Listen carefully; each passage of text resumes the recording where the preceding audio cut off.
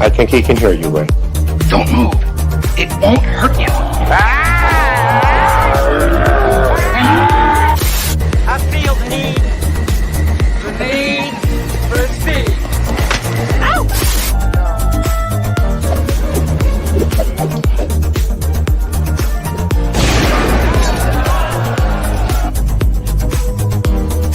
So together we're the Three Amigos. Right here. Stop. Batman, what happened? Are you okay? He's slimy. It's getting hot in here. Is it just me? No, go past this. Past this part. In fact, never play this again.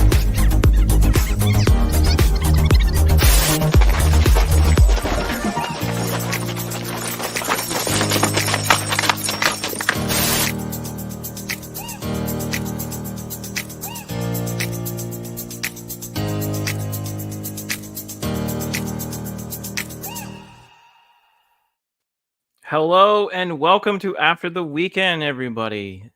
What are you laughing at? Just the new intro with the music, and now I'm gonna hear "woo" throughout the entire day tomorrow. It gets you kind of in mood, It right? does. Like, It does. It gets you get pumped. ready I like for it. yeah, you like it. I like it. I I think we finally found some music that YouTube might not just like keep tagging us with copyright stuff. So we'll see how it goes. Give it time. Well, it came from YouTube, so we'll see how it goes. But if you're new to the channel, welcome to After the Weekend. We review past movies from the 80s, 90s, sometimes the 2000s, because yes, they are over 20 years old now. And we relive those movies. And I'm joined here with R2 the Icky. And How's it going? He's got a nice looking Bucky's hat there. I know. I love my Bucky's hat. And then, of course, our fellow yard man, Beard of Liberty. How you doing, man? Hi. Hey, Beard, I gotta ask, where's your buddy? Buddy? George.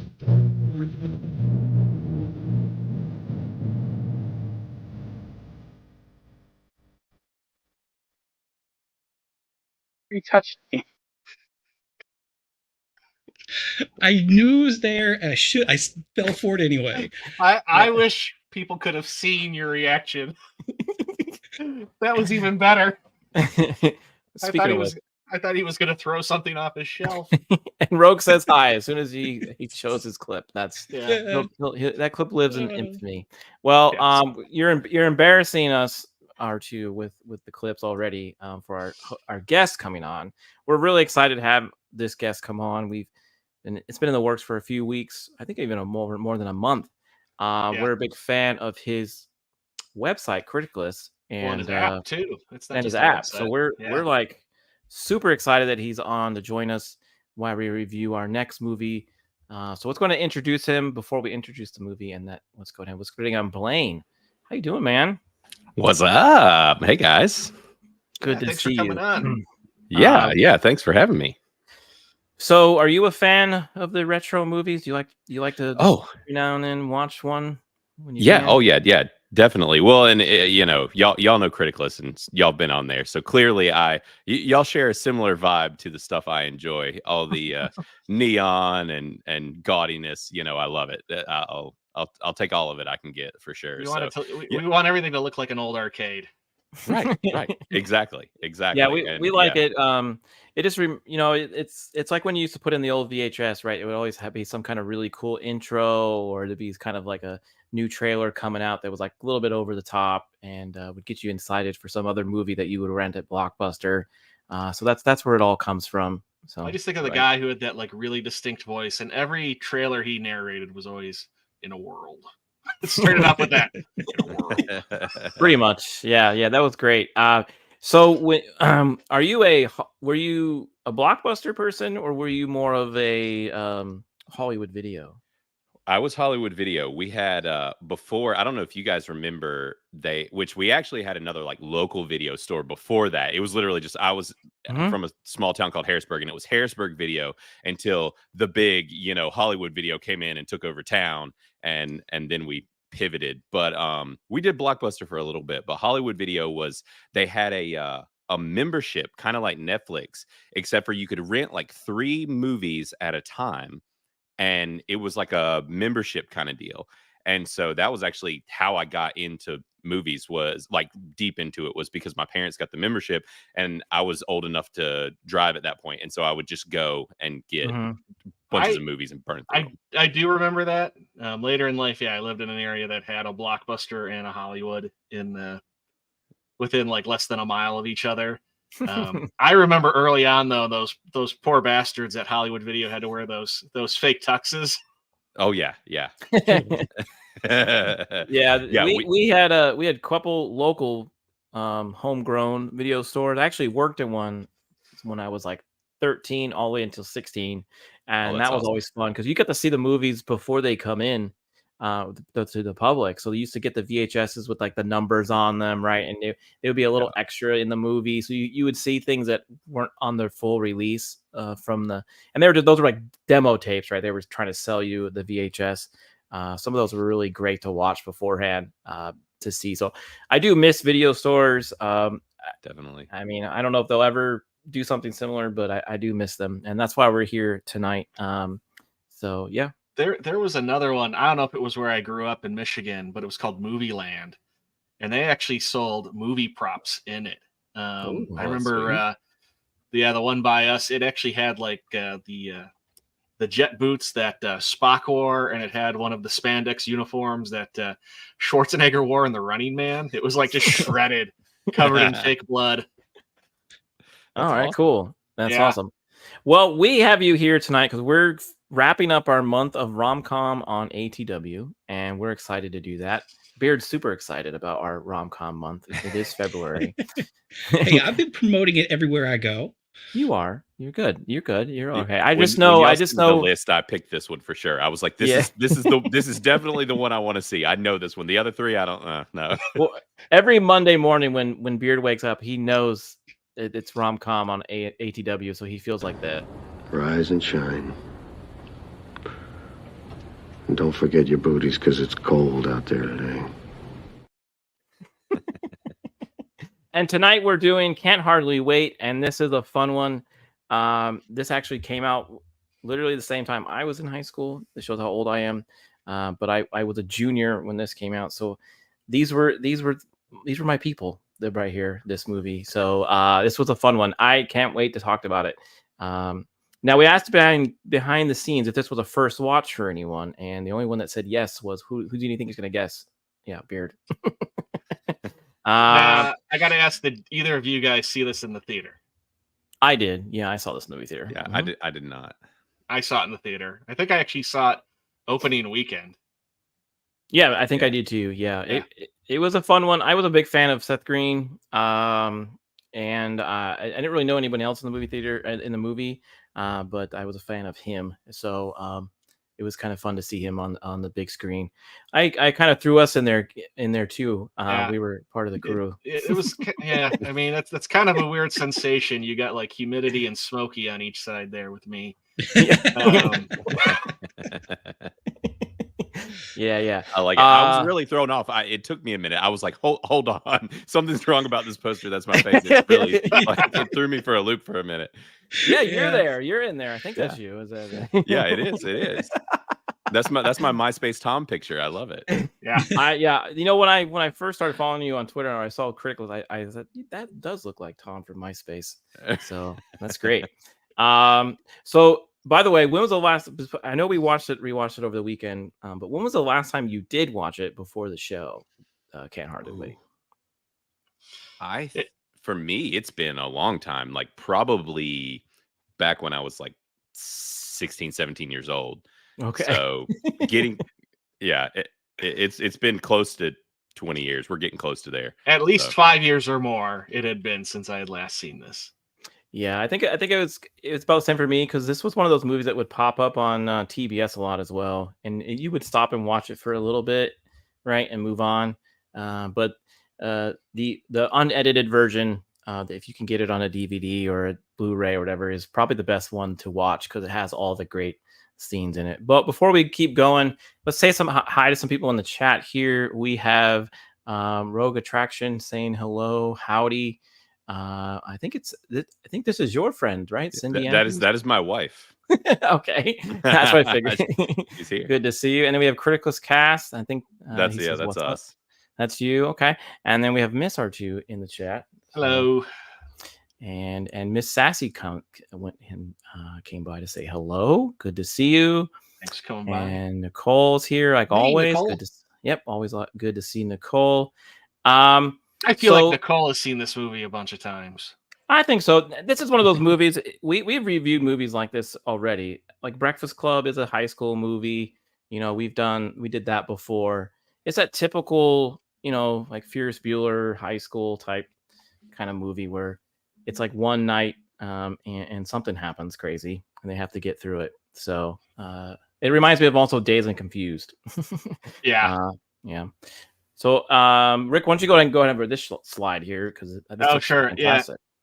Yeah, no, I found this picture. I really liked it. And again, something new that I'm adding where, we talk about the cast and everybody else. We forget to mention who kind of had a hand in putting it together. But this was done by a creative duo, Deborah Kaplan and Harry Elephant. They both directed it and wrote it together.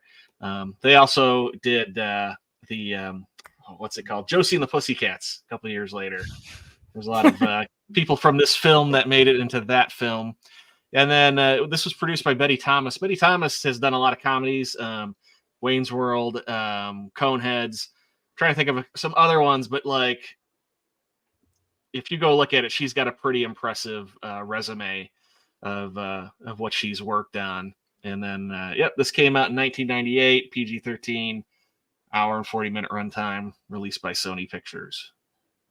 Yeah, I don't know. Go ahead. I was going to say, too, this movie had, at least for me, I really loved the soundtrack to this film. I had yes. listened to Definitely a ton. There's so many cool like sides. There's like the main story of the two friends, right? One's trying to find his true love. The other one's just trying to get out of town or just trying to like get away from high school. But then you have all these like subset side stories of everyone else. And then there are like other little stories at the party. And I think that's the most unique thing about this movie. And we'll go over a lot of them tonight, but I think it's real fun. But the comedy and the music is probably I think one of the best. Yeah. Yeah. I think at one time I probably could have quoted most of this movie. That's something too that I kind of miss with films today is like soundtracks were like a big thing back in the day, especially like 80s and 90s. Like, if there was a good film, you also had to go get the soundtrack for it. And, right. They just don't like do the, that like the anymore. Batman movies. Those were there was some bangers on those, man. Oh yeah. Oh, what was the one? Batman Forever. Was it the Rose Batman song? Forever. Yeah. Uh-huh. Oh yeah. Yeah. But even like Dazed clearly... and Confused had a great one, and just so many good movies that had great soundtracks. Yeah, I think James Gunn's trying to bring them back. Okay. Yeah, that's about as close as we've gotten. Yeah, that's probably the closest. Yeah, like you said. Because Guardians of the Galaxy had a good soundtrack. I think it was the last one most recent one that I purchased. Guardians of the Galaxy 1. Was a good one. So, but this is great so far. So we're gonna do the numbers here. Do you have Guardians of the Galaxy on cassette tapes? That's what I want to know. Awesome. Ooh, that's awesome. Okay. You have both of them? I do. I have okay. Both. Very cool. So as always, we do the budget and the box office. So we're going to go ahead and do the numbers. So while you're thinking about it. 11, 92, 12. So this was released in like you said June 12th, 1998, but this was filmed in October through December. So I don't know if you know this, Blaine, but we do budget box office. So we say, okay, what it probably could have cost back in 97. And then we kind of compare that to today's numbers. So we go ahead and take a stab at it if you want. This is the only time where I'm like, inflation is fun. Right. Because like this kind of has for sure, like they could have made this for pretty cheap. Like, I mean, I would guess even probably under 10 million. Well, I mean, the biggest person that was in this was, I would say at the time, was Jenna Elfman. Yeah. Because Jennifer Love Hewitt wasn't really that big yet, right? She was. I mean, she was popular, but yeah, I was gonna say, what's her name was doing Dharma and Greg, I think, at the time. So was this before or after I Know What You Did Last Summer?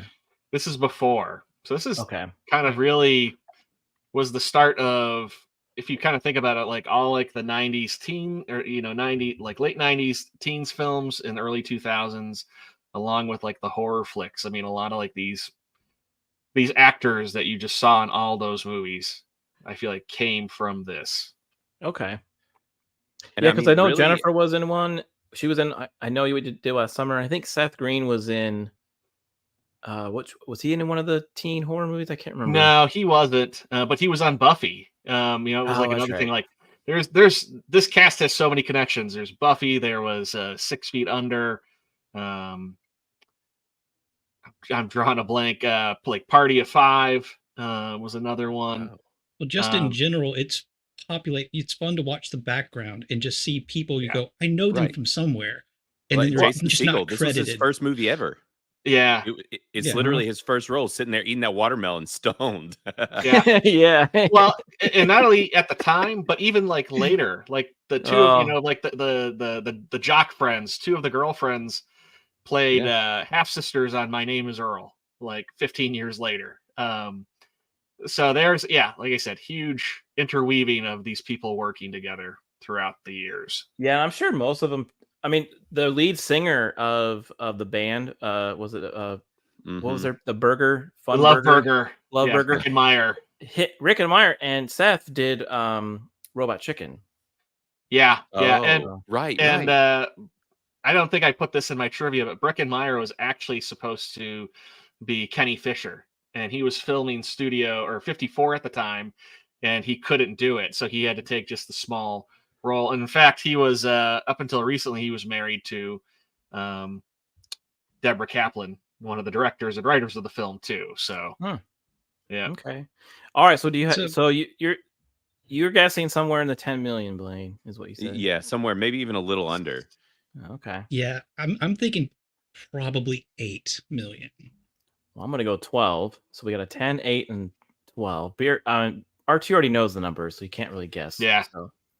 And then what do you think it made? What do you think it doubled, not doubled, maybe barely made it? I think it could make in like the maybe like 30 range. I'll give this hint. When I saw this at the theaters, it was just me and 2 of my friends, and that was the only people in the theater. I don't remember if it was that bad, because to be honest, because I was around the age when they were representing, right, and a lot of us saw each other in this movie. And I'll go in more detail later, but it's like, well, we thought this movie was funny, so I think we went like multiple times, to be honest. This and Dude, Where's My Car? Like our senior class or our class at that time, we're very into movies, even everyone. So a lot of us would go. We would all plan like a big. I went to a small town school, but we would always say, "Hey, we'll all go to a movie." But I think it maybe did a little better than the budget. I want to say though, even though this movie's about people graduating high school, I feel like it was more appealing to the people who were a few years before they were ready to graduate high school. Yeah, were bigger fans of it, just because it wasn't rated R or anything like that. Mm-hmm. All right, so let's go ahead and reveal the numbers, man. All righty. Where's my mouse at? I think it died. Hang on. There it is. Quality live streaming here. Yeah. Oh, there we go. So Beard, you and I were you lost. I was closer. So I said 12 million. Yeah. 11 and a half. And then it only did 25 at the box office, but this was something that it was huge on video, because I mean everybody I knew when it was on video had it, watched it, talked about it, bought it. Yeah. Mm-hmm. I think it made more money after in the theater movie, not the movie theater, the after the movie theater as well. Yeah. So. Yeah. Well, that was the thing, is everything had legs back then because of physical media, and a lot of this stuff's lost that like even not long after this, the indie scene blew up, and it was like they could release these movies and still be like, we'll be all right when it hits home box office. Like it'll, we'll make our money back. Because you would go into like we said, you go into Blockbuster and you would see the rows of movies, right? and then you would go to there for one movie, and maybe they didn't have it. So okay, what's your second choice, right? And then you would probably pick up this one. Or if you wanted two movies, the one you really wanted to watch, and then you went with this one. This was probably one of those movies. And you can't really do that with streaming service, right? Because you're always scrolling, you're kind of looking for something, and you kind of forget what was back on the other list. They have an algorithm that feeds things to you, so you might be even seeing some of the niche things that. Yeah, unless you physically go to that category or something. You're right, Beard. Like, you don't have that, catalog where you can just kind of spend an hour in Blockbuster strolling through all the hours. Well, and I don't know if y'all have heard, but they're actually changing movie posters for the users. So they will profile you like on Netflix, and then they will feed you a different poster than they might have fed me. Yeah, because they might think that I'm interested in the poster. Yeah, they're doing that on YouTube now. Some channels can set up multiple thumbnails. Yeah, that's wild. Yeah. I was gonna say, like, I always felt like I walked down like every aisle except for like the foreign films. Well, the movie store we had a black curtain, so if I was about to say, the little corner room. You're like looking around. I worked there, and he's like, "Okay, look, you don't. I know you work here. I know you're probably gonna have to go in there at one point, but just let me know." He's like, "Don't." I was gonna say, I imagine Beard walking by, going, "I got a glimpse of a boob." Yeah. Yeah, Edward penis hands. I saw it. Yeah, Beard's like,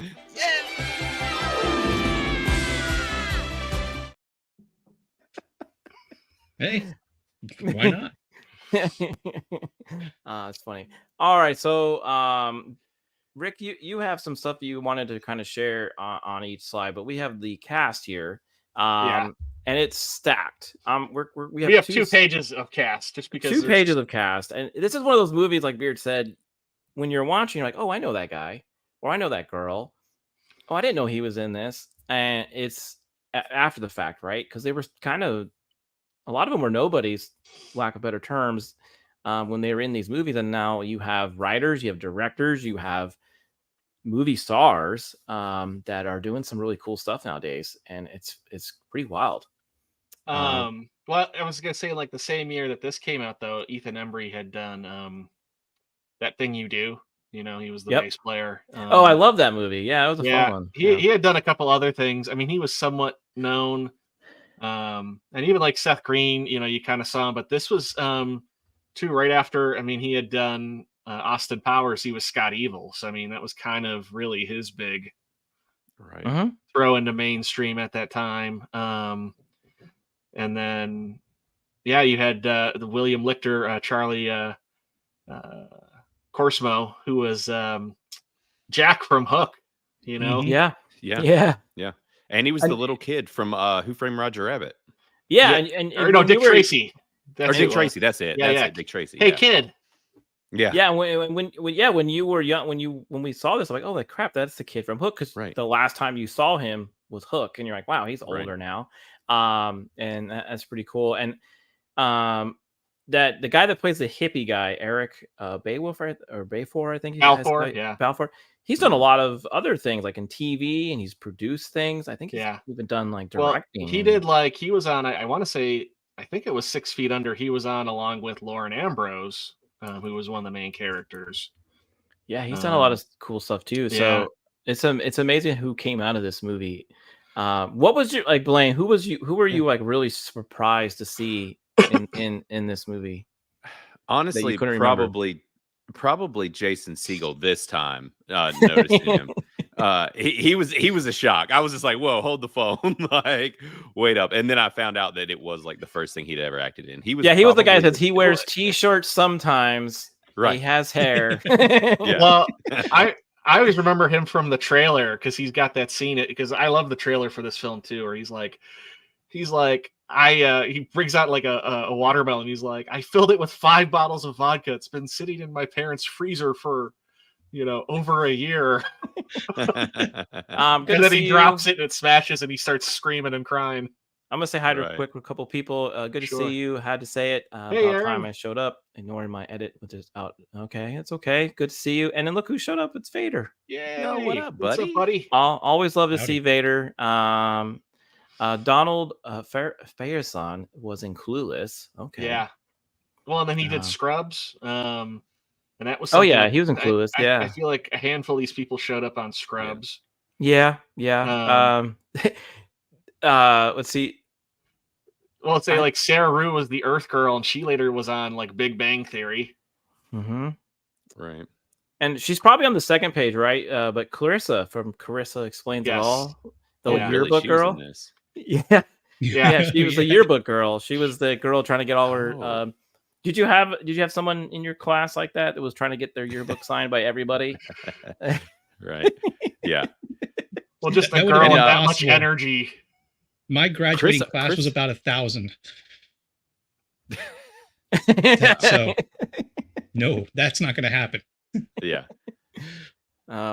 Let's see. Who's on the second page there that you've got of the cast? Here. So, I mean, these are more of the side characters, but Michelle Brookhurst, she was the host. I felt so bad for her with her house getting just. You could not get away with what was written on the poster today. Like the dad said, I like boys. Yeah. And there were a few things in the movie. The crazy thing about this cast is that how many of them either were known or became known later were just uncredited. Yeah. And like I said, I felt really bad for the host because she was like, someone stepped in poo, and she's like, going around smelling like everybody's shoes. If you've ever thrown a party, like, and you kind of feel that way, like you're always like looking around to see like what people are getting into. And then the Ready Whip kid was funny. He was get freaky tonight with his handful of whipped cream. So I was like, he's gonna do a bunch of whippets. So yeah, he was funny. And then I was gonna say like the two homeboys. The one of the guys, he was the punky kid from Tremors. Yeah. Mm-hmm. Yeah. The other one that surprised me, I totally forgot he was in it, was Jerry O'Connell. He's the year out. Trip McNeely. He's the year out of school guy, and he's in Stand By Me, and he was in Sliders and stuff like that. So it's like it was fun to see him in this movie, but he's just in there for a little bit, and he's like all like drunk and burping, and he's like, man, you were like the god in high school. Like you had anyone you wanted. And he's like, oh yeah, who are they now? Like he's like trying to hunt down the girls that are still in high school. Yeah, now he's the loser that's going back to the graduation party. Yeah, he's like, who are those girls that are still talking about me? What are their names? I was gonna say too. The teacher was God, what is her name? She was in Grease. She's the one in Grease that goes brusha brusha brusha. The teacher there. Oh, Jamie. yeah. And I can't think of that. Wasn't Pinky, was it? Oh, I don't know. I totally cannot remember. I feel like Nicole will know the answer to this, and that was the same thing. I want to say that high school, that was the one that they shot Grease at too. That's like Hollywood High's high school. Yeah, maybe they're all in the same universe. Maybe. Right. Maybe these are the kids from the kids that were in Grease or like Dazed and Confused. Frenchie, not Pinky, like Frenchie. That's right. Oh, Frenchie, yeah. I feel like this somehow connected to American Pie. I felt the American Pie on this movie more than anything. Like, and then we also got what's his face from American Pie, where he's like loitering in the back of the gas station in the opening scene with Seth Green. I was like, holy crap. Chris Owen, the klepto kid. He's stealing everything. Yeah. That guy would have the trench coat. That was a big thing in the 90s. It was also one of the stereotypical things that like people would identify with crazy people. But he would put like all this stuff in his trench coat. I forget what he stole at the convenience store, but he steals a T-shirt and then he steals the gumball machine. I know. Right. At the beginning, it's simple. It's like a 2-liter bottle of Sprite or something. And he has no dialogue in this movie. He's just in the background stealing stuff. And there's a lot of people like that. There's a lot of people in the background or they're just there to be like third secondary characters just to add to the story of the. Because if you ever been to I don't know if you've ever been to a party like that size. Most of the time, though, you would be in a party like that in college, but it's a little chaotic. You have a little groups of people kind of hanging out and saying their own thing, doing their own thing. But then you have people that roam around and kind of mingle with other people, and you have a lot of chaos in those parties. So yeah, well, so many of the secondary characters are named just like you would know people in high school or at a party like that, just by what they're doing or what they're wearing or the girl you flirt with. But all those characters too got like at least one moment on camera. Like that's what just made them all memorable, even if they had like one line. Yeah, and there was the scene where I lost her name, but Denise, she's sitting on the couch by herself, right? And the party is just happening around her. And that's how she kind of felt, like in the whole high school world. She was just all alone. It was just her and Preston. And one of the girls comes up and starts talking to her. And she thinks, oh, like, you're really interested in me. And she's only there to make a bet to see if she even went to the high school that they went to. Because like really no one, she felt very alone in that entire room full of people. So I think the movie did a really good job of showing how each one of these characters were impacted in high school in some way, right? And how they're moving on from that. So that's a big thing. And we've all been through that. But I thought that was pretty neat about the movie. Yeah. Well, this is the main cast of it, and like it's kind of interesting when you watch this. I mean, not everybody interacts with each other. If you think about it, William and Mike interact with each other, but they don't really interact. That's like one of the greatest scenes. Like William and Mike, like some of those scenes with them together when they're like having their bro moment. Like, I'm sorry, man. You know what they say about women in trolley cars? There's plenty of them in the sea. But then you have some that do interweave with others. So Mike and I can't think of her name all of a sudden in the movie. Jennifer Love Hewitt, Amanda. Amanda interact, and then Amanda and Ethan Embry interact, and then you have Ethan Embry and Denise interact, but then it's just Denise and Kenny, but they're all like a yin. The two of them, they're all yin and yang to each other. That's kind of like the other thing. I mean, you've got Denise who doesn't want to be at the party, and you got Kenny who does. You've got Ethan Embry who he's ready. He wants to give it all to Amanda, but he's too terrified to do it. And then you've got Amanda who is curious if there is anything else out there in the world, or anybody worth being with, after what she's experienced with Mike. And then you've got William and Mike, who are arch nemesis in a way, but whereas almost like Mike picks on him, but Mike really has no idea who William is. But like to William, he's ruined his whole life. Right. Yeah. I was actually surprised that he remembered the whole, like when he tripped him or whatever, the whole story. Like you expect that he's the type of character that wouldn't remember that. So it was actually kind of an interesting moment where he's like, no, I've always known I've been a douche. Like I was sorry. He was very honest. Like he knows like that he was a bully. And sometimes it happens, right? They're just doing it to get attention. They're just doing it to get something to be cool with their other friends, right? It's just something he had to keep doing. And unfortunately, William had to get all the brunt of it. And Amanda, she was a new girl, right? That came to school and everyone kind of fell in love with. And she ended up being with Mike, I don't know if he was a quarterback, but he was like something, right? He was like the number one quarterback. Yeah. Okay. It's always the quarterback. Yeah. Always the quarterback. Yeah. And it, like I said, this movie reminds me kind of a Dazed and Confused, where it's one night, right? Or even, we reviewed it last year, Rick, was the one with the American Graffiti, where like you have the one guy that's just like the cool kid that always, but then he just doesn't want to do it anymore, and he's just like, I'm out. And that was kind of I think Mike in a way, where he wanted to break up his girlfriend, and he wanted to do something different, but he kind of goes back to his old ways at the end of the movie. So yeah. So Yeah, I mean they all kind of do.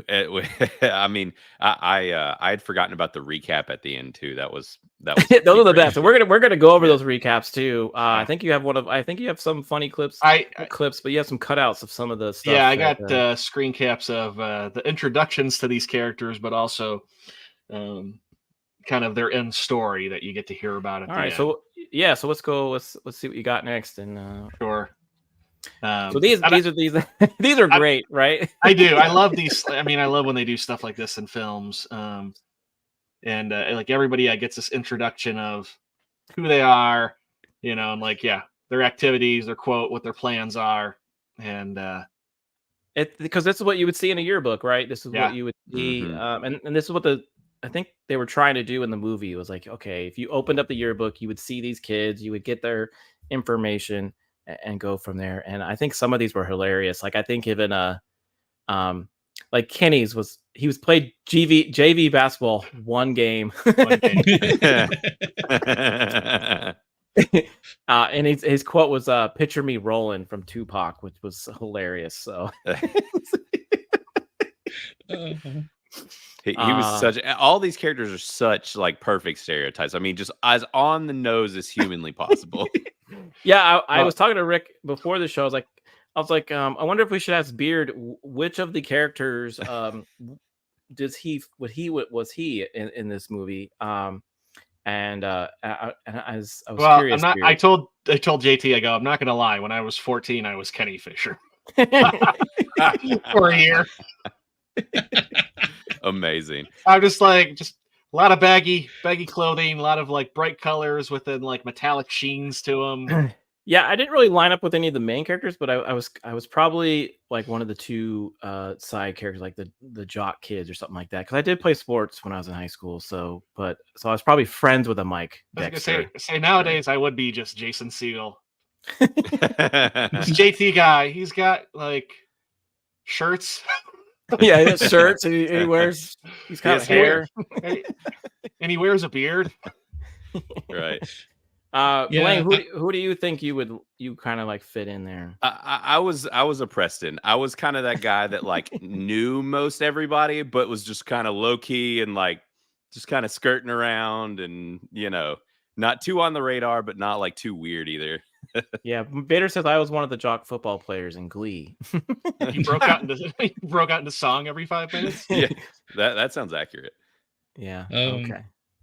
Yeah, I don't know. I'd be like 33% Preston, 33% Denise, and 33% William, probably. Okay. I had like a circle of just kind of nobody pays attention to friends, and a circle of like nerdy loser friends. And I didn't fit in with either of them, so I don't know. I get that. Yeah. And I mean you, and I don't know if any of you have gone back to like a reunion or anything like that. I did one, and some of the people have grown out of that little clique or that role, that type that they were, and some kind of stayed that way as adults. So we all grow in our own little ways. Williams was great because he was like valedictorian, national scholar, captain of the physics bowl team, something of a state math Olympics. He's going to Harvard, and he was the one. Maybe I don't want to ruin it for anybody. He had more stuff too on it. His was the one that like it scrolled and scrolled right for like 10 minutes. He did like everything straight A's, whatever. So no one went to our first high school reunion, and I ran into one of the cheerleaders that I graduated with a little while later, and she was like, "Man," she's like, "we should have gotten in contact with you. Like, all those weird guys that you could have gotten to show up." Right. Yeah. Thank you. Right. Like I get. Yeah. Yeah.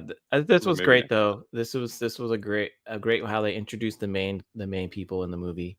Let's see. What else you got, Rick? Good question. I found some. Yeah, I was trying to find. I felt like somebody would have like a really good collage of pictures. And unfortunately, I couldn't find anything better than these. But just again, showing off a lot of the scenes of the film. There you can see Jason Segel eating watermelon. And to the right of it is at the end when Mike is drunk and he tries to win back Amanda, and he tries to like then insult her when she she turns him away. And then there's that random girl that just goes, "Fag." Yeah, and he said like, "Someone call me that." Yeah, that's great. The two girlfriends from the Jocks, they were funny too. They were pretty legit mean girls type of girls, and like I think one of them was in My Name Is Earl, right? She was both Jamie of them Presley. actually were.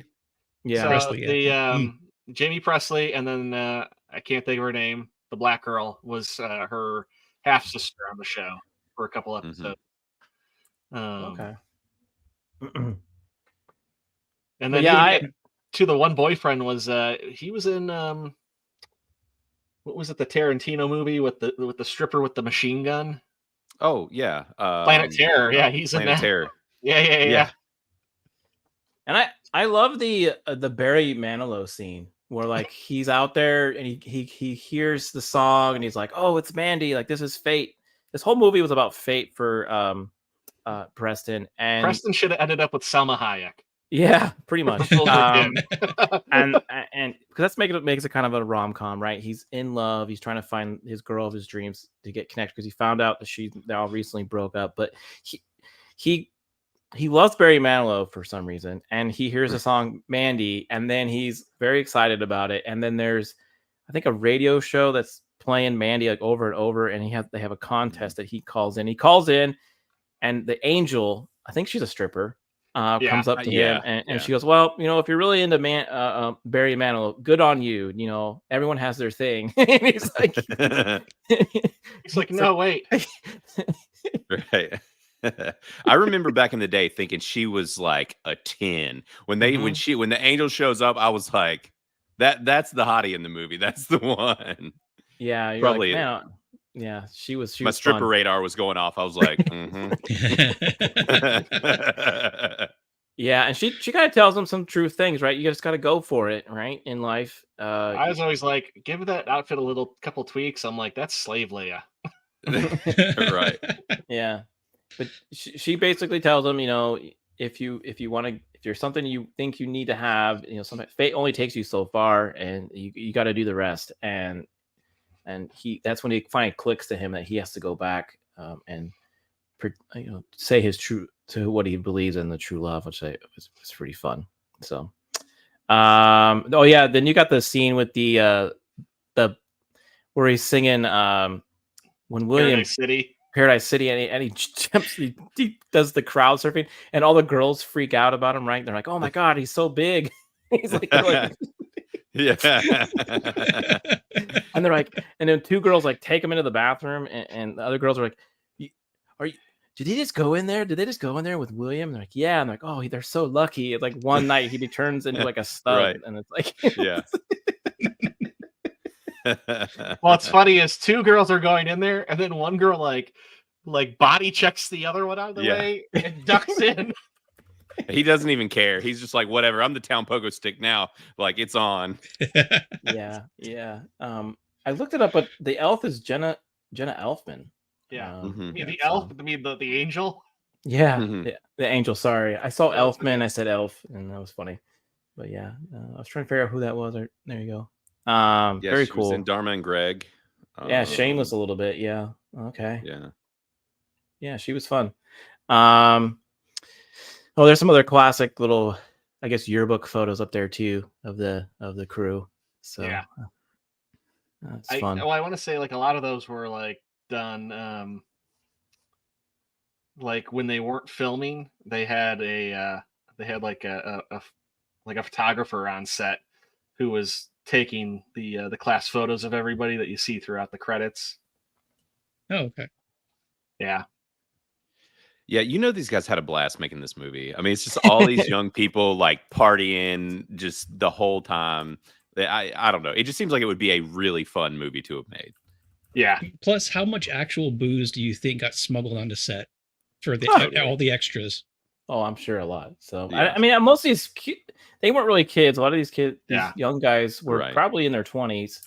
I don't think there was a lot of teenagers in this movie, actual teenagers. I do want to mention that this movie too, if you watch it on DVD and you can listen to the director's commentary, they do it with Seth Green, and it's pretty good. Like they always talk about, he brings up because it's a few years after the movie came out, and he's like, people always give me a lot of grief because in the scene where they're stuck in the bathroom, he's like, I go pee, and he goes, they don't show me washing my hands, and he's like, I always get grief for that, and he goes, because of that, it always makes me wish I had stuck my fingers in her mouth. Oh, that's funny. Yeah. All right. So what else? What else you got here? What else you got going on? And then again, he was hilarious. He was probably my favorite character. Yeah. I mean, we had kids. I had some friends that were like this, so it was fun to see.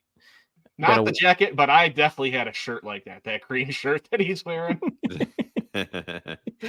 Yeah, it was fun. Why y'all gotta waste my flavor? Yeah, some of the stuff he says, and 92%, yo. Yeah. That's great. Oh man. And the fact that they fully call him out later in the movie too, like it's just, and I can only imagine being like, imagine a Gen Zer or even younger watching this movie and just being like, what is this character? What is happening right now? Like, I can't even imagine. Yeah. So they'd be asking, why would you make a character like that? And that's because there were people like that. Oh yeah, they were. It was. I like I said, I had friends like this. It was pretty funny with the goggles too. I think some people even had goggles. I think some of the boy bands at the time were wearing those too. But his jacket is like 2 times bigger. Well, I thought it was funny too. He's driving a Suburban. Is his car as well? Oh yeah. Well, he was a rich kid. They said he was a rich kid. Yeah. But I'm just saying, like, that's so like I actually wore. Vader says he actually wore a dog chain and locked to school once, but it was 10 years before this movie. He's a trendsetter. I could see him doing that. I was like, I saw that. I'm like, you couldn't wear that in school today. Like they'd be like, that's a weapon. Yeah, I know. Right. There was a lot of things Wouldn't like make that. It through the metal detectors. Who on it all here, or maybe you still do, had chain wallets? Because he has a chain wallet too. I did have a chain wallet for a long time. Yeah, I think I did in middle school. Classic stuff, but and this is in the beginning when you meet him though, when he's talking about the 90% chance of in college, 92% of the women out there are looking to have sexual relations with men out there in college, and he's so excited because that means he has 92% chance of making him an embarrassment of himself, which is fun. So he thought he had a chance, so good for him. Watching him walk around with those like Jinko size pants, man, just it's a flashback. I remember wearing one of those one time and trying to catch the school bus, just ate it right in the street, man. Just tripped over. Yeah, Jinko jeans were so crazy. Like, why would they were so big? Like, I didn't have jeans, but I had shorts. So the shorts were not nearly as bad as the jeans. I mean, the shorts were basically pants. Yeah, but I'm just saying, like, they weren't nearly as like you could keep, like a family of 5 underneath them. Right. They were actually a little bit more like slimmer for whatever weird reason, but and some even had those pockets that like went all the way down where you could never reach them with your hands. Like, why would you even have a pocket like that, right? So. Well, and if it was raining, that was the worst part, the rain. And the water would just come up the pants until like your knees were wet. Yeah, or you remember, did anybody have the corduroy versions of those? Corduroy? I don't remember the corduroy versions of those. Yeah. The cords, that's how you start a fire, from friction. You were warm. Right. Yeah. Yeah, and then coming from a mile away. Right, and then you had the total opposite, which Mike is kind of wearing in this movie, and that's the tight shirts to show your muscles that you don't really have in high school. But we call those that size of shirt a schmedium. Yeah, schmedium. Yeah, you had that guy. So yeah, and the band, the main singer of the band, he had the Seinfeld shirt, the ruffled shirt. The one guy goes, "You look like Lestat."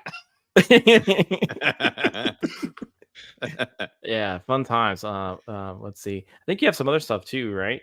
Yeah. Here's the end credits of what happens to everybody. And it's amazing this all happens in one night again. It's amazing. Yeah. So This I was gonna say this makes me think of like being at Mel's Diner at like 5 a.m. after staying out all night. When they're all getting pancakes. But yeah, I felt so bad for William just because he's like, I finally became friends with Mike because Mike like covered for him when they got arrested. And then because it did make you wonder, like, did Mike do it to be his friend or did Mike do it to not wanting to be associated with him at all? Well, there's not a ton of really deep character development in a film like this. Yeah. But with Mike, I actually thought there was, because like you said earlier, he does remember tripping him, and then he covers for him after he's sobered up, and then when they see each other and he's with his other friends, he's back to who he was. So I think he actually is doing that to fit in, to keep his popularity, but still actually kind of feels bad inside. Yeah, because he was really worried when he was talking to Jerry O'Connell's character. He was like, "Yeah, you make sure you keep your girlfriend because you're going to be pretty lonely in college." And he's like, "Dang!" So that's when he tries to go back. But I think he realizes some of the mistakes he had, but he still wants to be the cool guy. And it does say there, William. Maybe he knew William was smart, and he would be like, if he was arrested, William would never turn into the $40 million company software guy, kind of like you, kind of like you, Criticless, Blaine. Like, 40 million yet? Right. No, I haven't hit it yet, but y'all just wait. I was gonna say, and then in today's dollars, that's 75.5 million. Right. I think William is like maybe a like, yeah, he was probably turned into that Elon must have a guy, or maybe a like on Social Network. Or I was gonna say something like that. Yeah. Zuckerberg. Yeah. Well, and so do y'all think did William let the cat out of the bag with the Polaroid so that what's his face Mike lost his job? Like, do we think William did that? Or well, it seemed like like the police would have had him, right? Because the police scooped everything up and like I said, he lost his job at the car wash, and then he gained 40 pounds. That's about right. So yeah, beer will do that to you. So, but and then you have the klepto. Yeah. By the way, he stole a police car, and he was still driving it. He stole a police car. And then you have Denise and Seth MacFarlane there, Kenny, because they ended up hooking up in the bathroom, and they were we find out they were best friends before high school. They kind of they separated it for, I can't remember what the reasons were, but they were no longer friends, and then they hooked up, and then they're like, "Are we a thing, or like what's going on here?" So, but I guess they break up like 4 or 5 times in like 5 minutes or something, which is funny. Yeah, I think that they have the best arc out of any. I think their pairing was kind of the best story to follow. Yeah, and then they're like, "Look, a porta potty." Right. Yeah, they're just having fun. I think they really truly liked each other at one time, and then they just let high school kind of get in the way with their friendship, and then they realized, they still really cared about each other. Well, and when you're a kid in school, you're trying to fit in with certain people, and if the person you like's not fitting in with that crowd, you have to make a choice. And you got your, the boys over here, cheering you on, and for being this clown sort of character, you're gonna keep doing that because you're an immature little kid. Well, I was gonna say, funny thing too is, so when I saw this, I saw it in Michigan. I had left Michigan for a couple of years. I was living in California, where my family moved to, and but I saw it with like my 2 best friends that I grew up with in Michigan, and we were all friends when we were kids. And when I got them together, it was clear that they were not friends anymore. Like, they weren't mean to each other, but like it was not the same. It was like it was kind of awkward. And I remember kind of watching this too, like, oh, I'm like, I guess that's what happened. Right. Yeah. And then we have the end of the movie where 7 hours later, Preston and Amanda meet at the I think it's the train to Boston, so wherever train station they're at, and he kind of says, "I'm going to skip my train and actually hang out with you," because she finds out he was the one who wrote the letter that she found in the trash, and then she was so happy about that letter that she just wanted to know who he was. She gave Preston her Pop-Tart. Yeah. She had no idea she even did that. She had no idea that she ever impacted him that much just by that, right? And then he shared it with her, and I think that was great.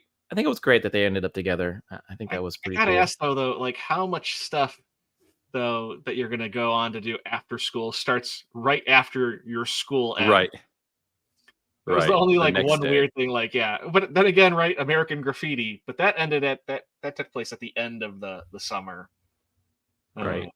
Yeah, well, I mean, some kids like I left, I think 2 or 3 weeks after graduation, because my school was going to start in the summer, so maybe that. I mean, that was a thing. I think kids left early. Like some of my friends even went to college to get ahead in college.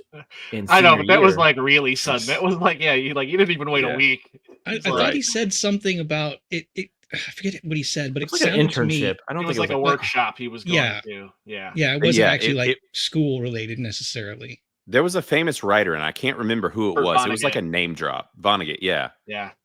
And so, I guess maybe it was some kind of specialty program or something, which this whole scene is still, I was kind of questioning at the end, and I didn't think about it the first time I saw it, like back in the day, but I was kind of like questioning Amanda's character a little bit, and also like with Preston, because I'm like, this is kind of a little creepy, right? Like you find the note from this dude and he's just like, I've been obsessed with you for 4 years. I've been watching everything you've been doing.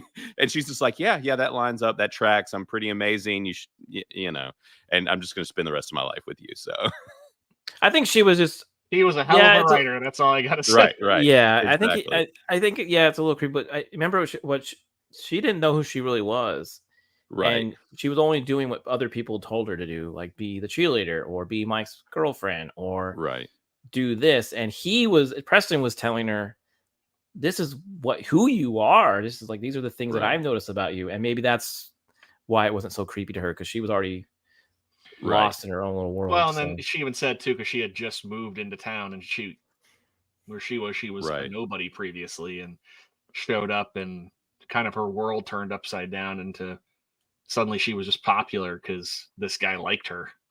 Right. Yeah. And it plays a little better too, that like they even added that detail that like they were pen pals for months. And it's like that actually kind of makes more sense that like it worked out, because it's not like, he's just like telling her he's obsessed with her and then, it's like they're off to the races. It's like they had that little bit of downtime. They're writing love notes back and forth, and that's it's a little better. Good stuff. All right, so we got in the theaters now. I'm excited to see what came in the theaters along with this movie, and we'll do that. Shut drop and stop kicking my face! We're trying to watch the movie.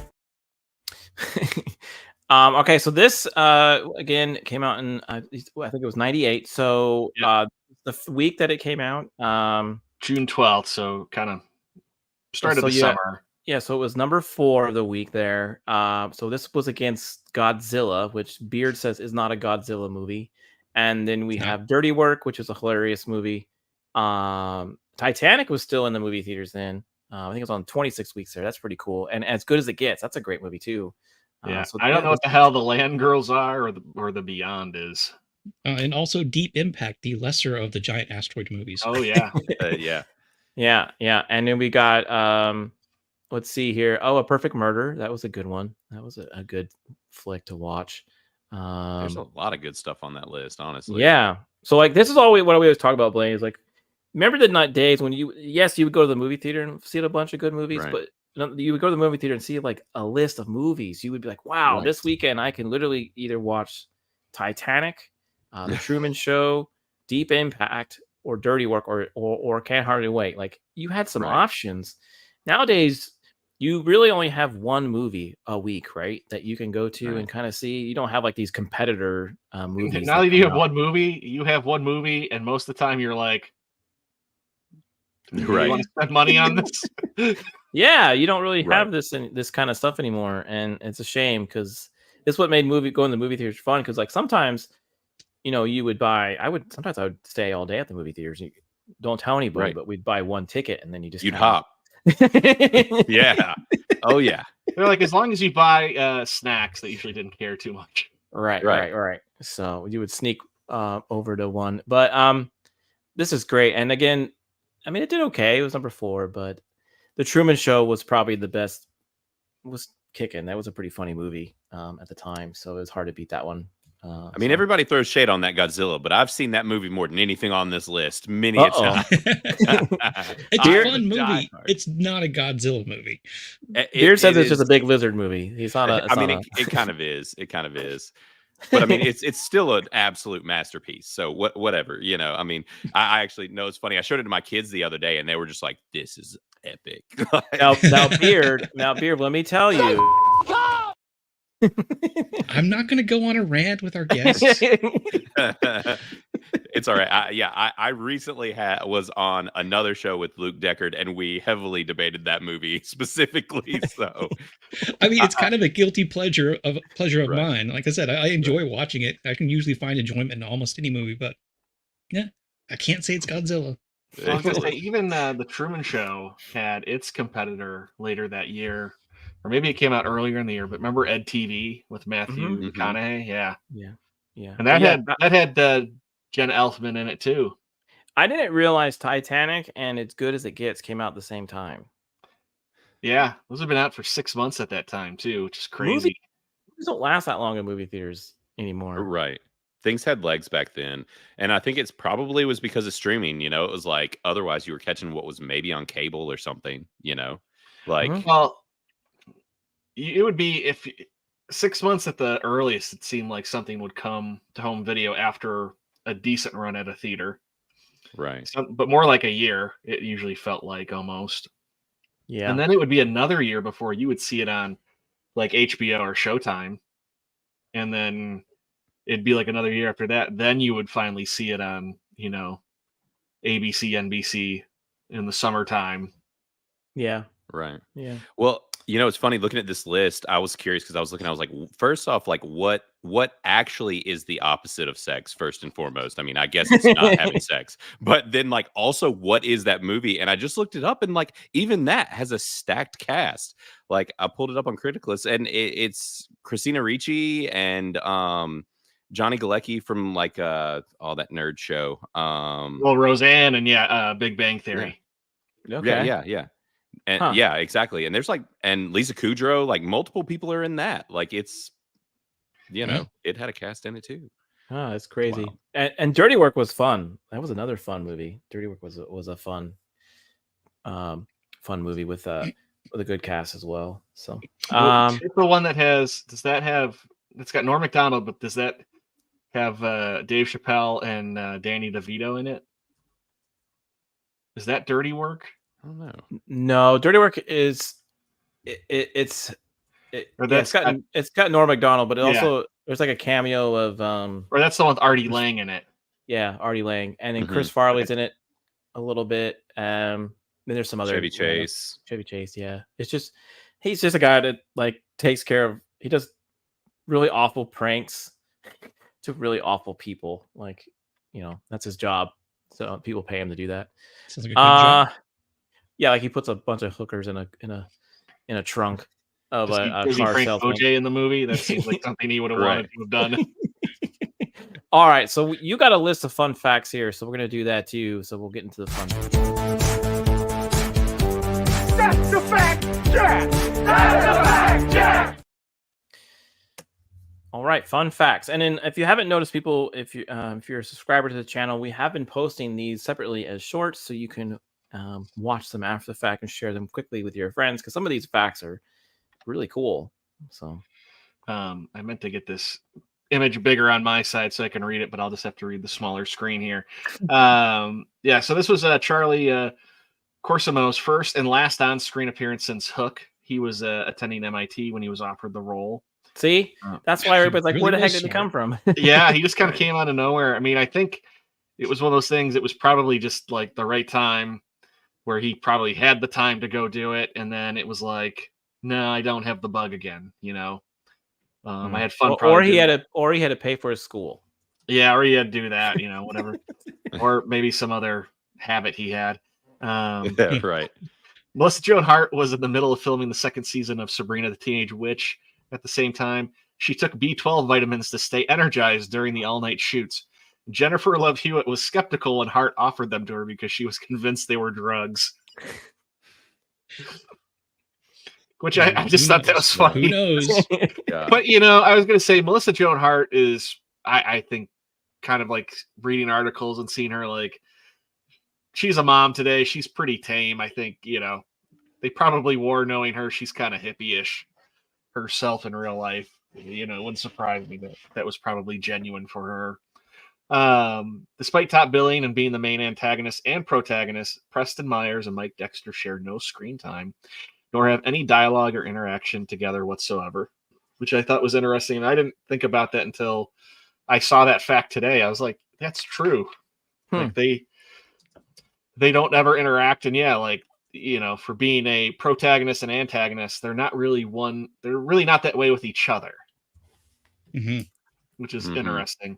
The stoner guy talks to the watermelon guy about Velma from Scooby-Doo and says that she was a hip lady. The watermelon guy, played by Jason Segel, was dating Linda Cardellini at the time, who would go on to play Velma in the 2 Scooby-Doo films in the early 2000s.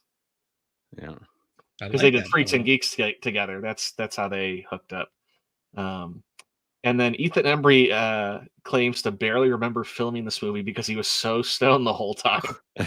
Jennifer Love Hewitt gave Ethan Embry a teddy bear full of breath mints for their climatic kissing scene. He says, "Oh my God." He says everyone on the set knew he spent most of his time smoking pot in his trailer, and she wasn't too keen on kissing Embry, who described himself as a skunk-scented chimney. He said he gladly used the breath mints as they alleviated his cotton mouth. When I read that, it made me think of that line from Scott Pilgrim where Chris Evans like, "When I like to go get blazed in my Winnie." That's pretty funny. Oh man. And Ethan Embry was in Vegas Vacation too, right? Yeah, and the he was Rusty. The girl who got bumped out of Making Out with William, the one that had the Captain America logo, that was his sister in that film. That was Audrey. Oh, yeah. You're right. Yeah. Okay, these were pretty fun. These were good fun facts. I guess I can see that he was stoned the whole time because he did kind of look stoned, even though you didn't see him smoking. Your wife says that Blaine was the shaggy, skinny, nerdy punk who was also the youth leader. That is, all of those things are relatively true. Yeah, entirely. I had that giant mushroom, on where it just flipped out everywhere, completely blonde. Oh yeah. But at the same time, I was, like she said, I was like this youth leader type. But I literally got perp walked through high school because they thought I was selling drugs because of my hair and my look. I swear it's B12 vitamins. Right, exactly. I was the Melissa Joan Hart, and it just, So I forgot to ask everyone on the stream, what was your graduation year? I don't want to date anybody. Mine was 01. Rick, what were you? I was the same. I was like, I got to think about it for a moment. I'm like, whatever JT is, I'm the same. Okay, you were 01. Beard, what were you? Same. You were 01? Oh, cool. Wow, yeah. Look at that. Wow, y'all are all 01. I was 06. We're all the same age. 06. Okay. All right. Yes. All right. So you weren't too far behind us. So no, not too far. Is what? 06. 06. My God, you're a baby. I know. Not really. I mean, he was probably in middle school, but I was. But that's what I was saying. Like, this movie was us. Like, we were a junior or a sophomore. Right. That's why we probably enjoyed this movie so much, because we saw so much of our day-to-day life in high school in this movie. We were like, oh, that's so and so, or we know that guy, right?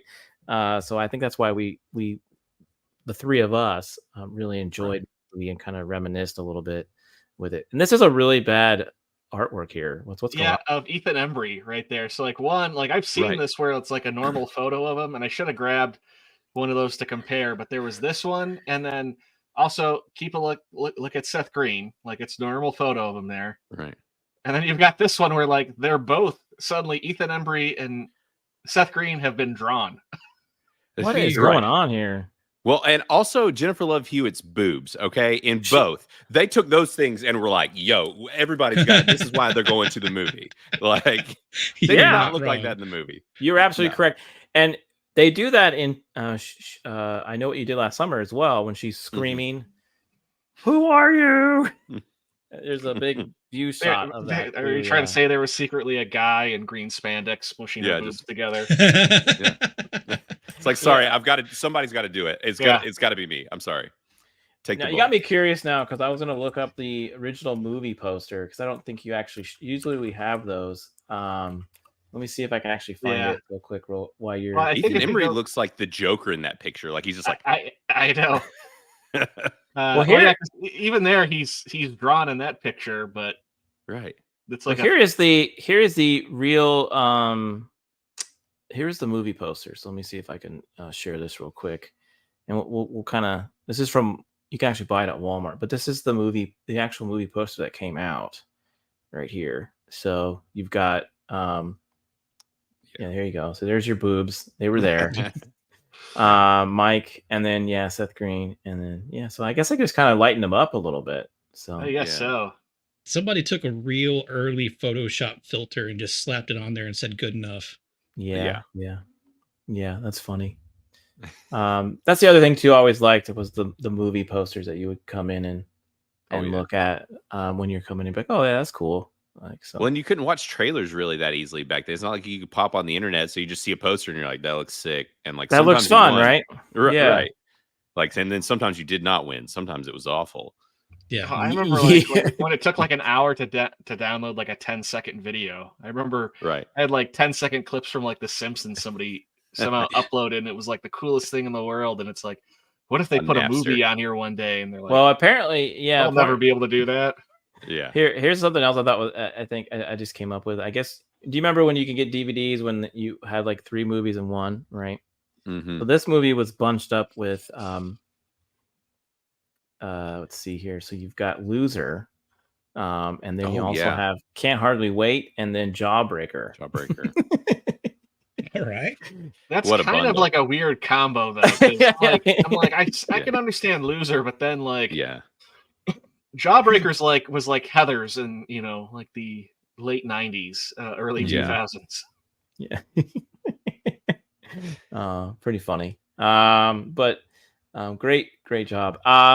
All right, before we wrap it up here, final thoughts on the movie. I'm going to start with our guest here, Blaine. Yeah. Go ahead. What are your final thoughts on the movie? Yeah, I dug it. I don't think I liked it as much as I did back in the day when I saw it for the first time. When I ended up rating it on Criticless, I was like, where do I put it? Like, where does this sit? I was like, this isn't really most excellent territory for me anymore. And I ended up landing in the rad kind of zone. But I also had this really weird thing, because like I told y'all, it's been close to probably like 20 years since I've seen this movie. And so it was this weird experience of me thinking that I was predicting what happened, but it was really just me having seen it before. And so it was this like a really weird effect of like, I think this is about to happen, and then I'd be like, the old noggin. So but yeah, it's pretty good. Okay. And then Beard, since this was the first watch for you, well, this was weird for me. I can see all of the things that would make people like it, but I didn't enjoy high school. So when I would see the things that made me remember and be like, oh, I've been in a situation like that, I just kind of was like, and so it was actually kind of hard for it to hold my attention. And maybe I'll need to go back and give it another watching at some point. But I totally get it. I'm not saying that it's a bad film. And I think the thing most fun for me was actually recognizing people in the background or that had 2 seconds of screen time and things like that. So I would probably be kind of on it. I can't be negative on it because I didn't hate it. I think it's all coming from my perception of my high school years. So okay, give it a Criticless decent right there in the middle. Yeah, I nearly went because I felt bad with you being on the show. I have a backlog that I've been meaning to review, and I thought I got to go put a few reviews in real quick. I started to do this one, but I thought no, I'm not gonna give it away just yet. I'll save it for the show. Right. I was trying to decide, and but we added YouTube integration, so like you can put your YouTube videos on your reviews now, and I hadn't been able to do it a bunch lately because of some of the stuff I've been reviewing and whatnot. And I was like, oh, this is perfect. Like I can put today's show on it, and actually even beforehand, like, since y'all had it preloaded, it would, when people looked at the review, it would still say like on there going live. Oh, cool. I did see that today. I actually went on and I was like, awesome. Sweet. Yeah, it's fun. Now, granted, there are a bunch of heathens in there that aren't YouTubers that have already started using it for reasons that I was not considering. And so, like, we are getting like reviews with just paired with videos of horses farting and like, you know, you name it. Oh, the love of the fantastic stuff you get when you're a software developer. Right, exactly. But I'm like, you know what? We'll lean into it. You know, I it's perfect. And really, though, what's taken off is people pairing them with songs. So a lot of people are starting to pair movies with songs. I'm like, oh, that's actually really fun. Like, you know, they'll find whatever kind of they feel like is the vibe of the movie. So, well, cool. On the After the Weekend account, I just submitted the score, and I picked Rad. So for our account, I think we could all say Rad, right? This was a kind of a rad movie. I could agree with that. My final thoughts are this will always be one of my favorites. You know, people from the 80s, they say like Breakfast Club was their high school movie, or, you know, American Graffiti was. This one is up there. This is one of my favorite high school movies from when I was in high school. The other one would probably most likely be Scream, right? And then there was I would also say like Dude, Where's My Car? Like that one was always a fun one. But this one's right up there with me. That came out right when I was in high school, of a high school party. So it was fun. So what are you laughing at? I'm laughing because every time I think of Dude, Where's My Car? There's this one time my in-laws were visiting. My father-in-law is Filipino and does not necessarily speak English like the best. And he's in there holding his dog, watching the scene where the guy's giving his little dog pot, and he's just cracking up to himself. He's like, "Ha! They get the dog high."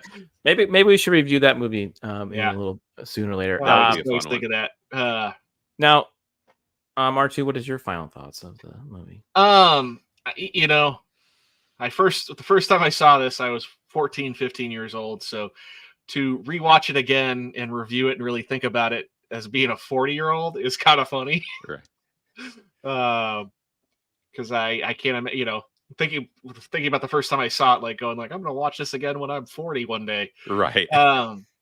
It's not like as deep or as meaningful as a John Hughes film. We're big fans of him around here, but it is a pretty good. I mean, compared to, I feel like a lot of the teen comedies that preceded this, this is one of the better ones, and it still is very enjoyable. I mean, it's fun to watch. It's one of those things I feel like if you watch it with your friends who saw it, you would be quoting it and cracking up the whole time. Yeah, it's similar to She's All That as well. Yeah, it's definitely something that like you wouldn't watch it all the time, but it's great to pop it in every now and then, and you know, kind of relive the memories there. So yeah, I agree. I'd give it a Rad. Okay, very cool. And again, if you're not sure what we're talking about, yeah, Criticless is the site that Blaine, it's his creation. And I think lumbering baby. I think was a fantastic idea what you did with the scroll bars. Wait, Rad isn't 92%, yo? I think that's an excellent, actually, but yeah, it is. I got you. But this is Criticless. So you could go out there and rate movies, and you and share them out in the Criticless world. And it's the one thing I do like about this is the themes. Like you can say it has a little bit of language in it, or it has a lot of violence. And then people who are trying to show this, like Rick, he created this channel to kind of show movies to his son. Like not all movies that we review are great for him because he's 10 years old, right? So he can use Criticless to kind of go like remind himself, oh yeah, maybe I shouldn't show my kid RoboCop right now because you know that's just a lot of violence. But like can't hardly wait. Nudity. Jennifer Love Hewitt's boobs are not nearly as smushed as in the poster. right, exactly. yeah. So it's fun that you can put that in your review. I always appreciate that. But this is Criticless. I think Beard has his own account. Me and Rick use the After the Weekend one. Yeah, and I've used it several times when we have a movie review coming up, and I need to figure out where it can stream. It's actually incredibly helpful. Yeah, that must be a newer thing because I wasn't aware of that either. So we'll it's where we stuck it, and it wasn't as accessible before, but yeah, it's that works out really well, and also, I don't know if you guys have noticed, like if you're looking at the main movie review, another thing that you can do is like if you click on like those rating or the themes, like for violence, nudity, whatever, if you click in there, it will actually give you a breakdown of what every person, like if they typed in anything, what it said. So like for family friendly, a lot of the times people will be like 14 and up, 12 and up, whatever. And so it's really easy to like hop in there and be like, okay, like they said older teens, I won't show it to, my 12-year-old or whatever. Yeah, that's really cool. And the app is fun too on the phone. That's the other thing too. It's really neat. Yeah. So Apple and Android. Yep. Yeah. But yeah, so check out Criticless out there and definitely do. Yeah, there we go. Yeah, definitely do. And I mean, don't feel obligated to write a novel. If you're one of those people that just wants to go in and run some sliders, and I mean, those are fun. That's why I wanted to make it fun and easy. So many sites that are even remotely similar are so boring. Their scales suck. They're just not fun to use. And so it's like, it is pretty intuitive. I'm in this world myself in my day job. So the fact that you can have both sides, or you can have the simpleness of me just going in and using the cool little slider, and that's my review, right? Or you could go in and wasn't there a guy that I remember one time he wrote literally like a novel review of one movie, and I was like, bro, really? Like, we have a guy. He's become a buddy now. He's from Australia. His handles I Miss Good Movies, but he has rewritten plots for movies, like the most recent Marvel movies. He goes and rates them, and then he's like, "This is what the movie should have been." Paragraph after paragraph, just like he walks you through the whole movie. He's like, "There, it's fixed." Wow. All right. Yeah, Very we have cool. some people doing some interesting stuff, but yeah, there's all kinds of characters. I'm glad it's taken off, and I wish you all the best in making it, keep it going. So yeah, thank you. And we found you through the Salty Nerds, so we're big fans right. of them. So that's where we found out about that. So yep, they're the homies. Yeah, they're pretty cool. Alrighty, well, Beard, since you're like the traveling streamster, what are you doing the rest of the week? So well, before we get to me, I think Blaine mentioned back that he's got other shows coming up. If we want to give him a shot. Oh, that's right. He did say backstage that he's like doing like back-to-back shows. Okay, I'm sorry. He's making the press rounds. I am. Yeah, I don't know how it happened all in one week, but it sure did. But yeah, well, so soon we're going to be starting the Criticless cast, so definitely check that out. And in Criticless, we'll be hyping it and pushing it, and whatever, as far as with my reviews and that sort of thing. So hopefully our first review will drop this week or next week. But you guys will appreciate what we're doing. We're leaning into the retro of Criticless. To the point in which all of us are fully in character as 80s personas. So it's we're leaning into the Criticless aspect for sure. But yeah, so that's going to be starting up soon. But I'm going to be on OMB, if y'all know Odin. I'm going to be on his show. I don't know. It's going to be a members stream though, possibly. So you might not catch me there. And then I'm also going to be with the Popcast guys. I don't know if y'all know them, but they're tied in with the Salty Nerd guys and on the Saturday show. So I'm going to be, I guess, co-hosting on Thursday, I think. So okay. Yeah, all right. You catch me Very there cool. too. Well, I put the Criticless cast a YouTube link in the chat. So Nicole or anyone else out there or that's in the chat, go ahead and check them out. And I don't think we have any videos on there yet, but yeah, no, go you ahead don't. and throw stuff. I didn't think so, unless my buddy Matt, who works with me, was like putting some stuff on there or something. But yeah, so perfect. No, thank you. Well, I subscribe, so there you go. So with the app, so we'll go out there and check that out. I'm your second subscriber. Yeah. I don't know. I think YouTube's going to be like, what are these guys doing? They don't even have to drop a video. They just got followers coming in. Yeah, isn't that funny? Yeah. Okay, so that's cool. I'm glad you're going around and getting recognized, and people like OMB Odin are kind of shouting you out. I think that's fantastic because he has a pretty big audience too. We couldn't do it without all you guys. Seriously, of all streamer sizes, it's like that's why I made it, was for folks like y'all that love all this stuff too, just as much as I do. So yeah, we could consider ourselves a small channel, but we are, I think, under 20 until we hit 400, right? So heck yeah. We are 18 away from 400. So nice. Yeah. Well, hopefully we'll bring in some of because a lot of the Criticless folks are super anti-social media. Like, we're the only platform they use for a lot of these people. They've been finding us elsewhere, and so it's actually been helping. They've been finding other YouTubers and stuff that they wouldn't have known about otherwise. So it's kind of worked out cool where they find them via us. So okay, all right. Well, yeah, so hopefully y'all get out a there. couple of our peeps. Yeah, that'd be great. Beard, again, where are you traveling this week? Let's see. If it might be last minute, because Jacob Ironside has been having some technical issues and the raccoons have been warring with him. If I get an update, I might be on his show tomorrow. Wait. You should know how to take care of raccoons with your expertise.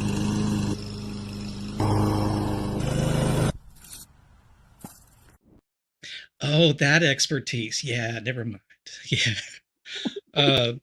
But for that, hopefully I'll get an update and people can follow me on X at BeardOfLiberty, and I'll update you there if I get anything.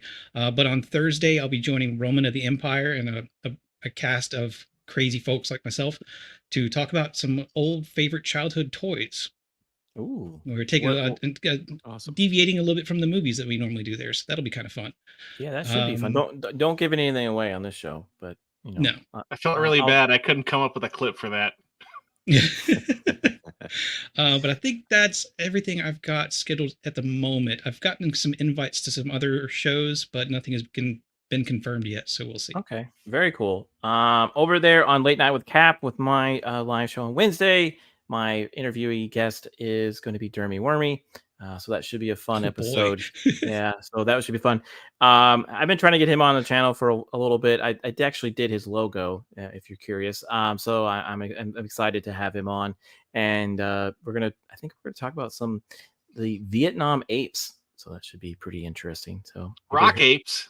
Yeah. So during the Vietnam War, there was sightings of Bigfoot and apes that were. I thought you said AIDS. I was like, that is going to be riveting. Like, we're talking about Vietnam AIDS. It is not regular AIDS. It's the Vietnam kind. And we're going to talk about it the whole episode. Oh, no. AIDS. Yeah, the AIDS.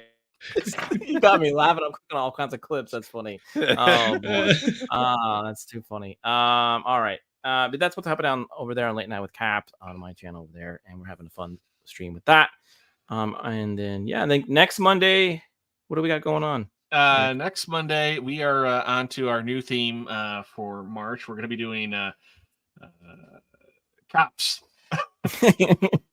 Yeah, just police movies. Police movies. And the first one on our list, I believe we decided backstage, and it's going to be, I lost it already, but it's going to be, we have it planned. Let's see here. Sorry. It is going to be, drum roll, here it comes, Police Academy. So. There you go. Many. Probably not watching that one with your kid, huh? No, probably not. So that should be fun. But all right, well, Blaine, we had a great time hanging out with you. Everyone else, Definitely. Thanks for coming on and just watching us joke about this old high school memory movie. And we always enjoy doing that. So everyone else, have a great rest of the week, and we'll see you next time on After the Weekend. So let me go ahead and say your goodbyes. Bye. Truck to refrigerators to dumpster, 360 spin onto the palace, backflip gainer into the trash.